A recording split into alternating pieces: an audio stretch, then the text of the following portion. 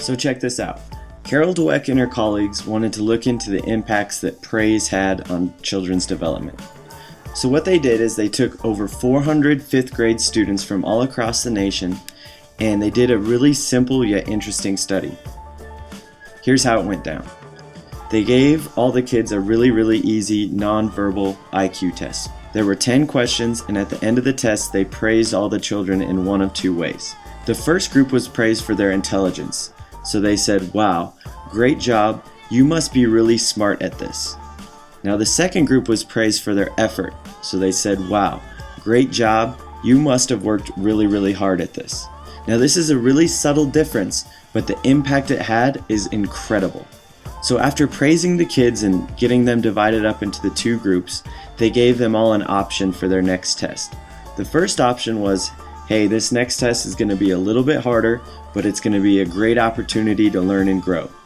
Now the second option was, this next test will be similar to the first and you will surely do well on it.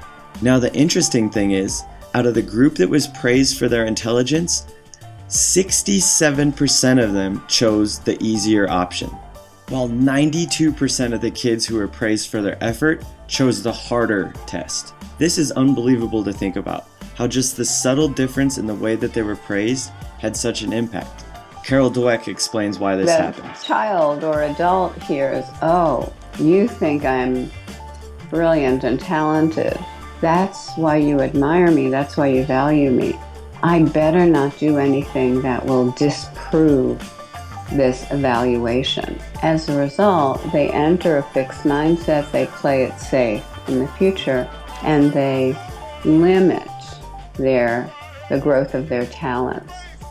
Whereas focusing on the strategies they use, the way they're stretching themselves and taking on hard tasks, the intense practice they're doing, those are the kinds of things that say to a child or an older athlete, it's about the process of growth. As a result, they don't feel, oh, if I make a mistake, you won't think I'm talented. They think, oh, if I don't take on hard things and stick to them, I'm not going to grow.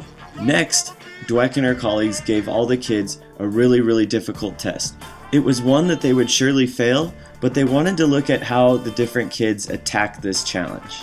Dweck noticed that the group that was praised for effort worked harder, longer, and actually enjoyed this test more than the group that was praised for their intelligence. This group got really frustrated with this test and had the tendency to give up early. After this artificially induced failure round, all of the kids were given a third and final test. Now this test was the same level of difficulty as the first one, but check out the results. The group that was praised for their intelligence actually did worse on this test than the first one. Their average score actually dropped by 20%, while the group that was praised for their effort did significantly better, raising their average score by nearly 30%. This is a 50% difference in performance that was caused by a few subtle differences in the way that they were praised. This study shows how praise can either make or break a child's development. I mean, we all do it. We all want to be positive with the children we work with, so teachers, coaches, parents are always looking for ways to support their kids and tend to praise them quite a bit. So we need to look at research like this and realize, okay, praise is a good thing and there's nothing wrong with being positive, but we need to be very careful about praising someone's intelligence or abilities and focus more on the process and the effort that they put forth.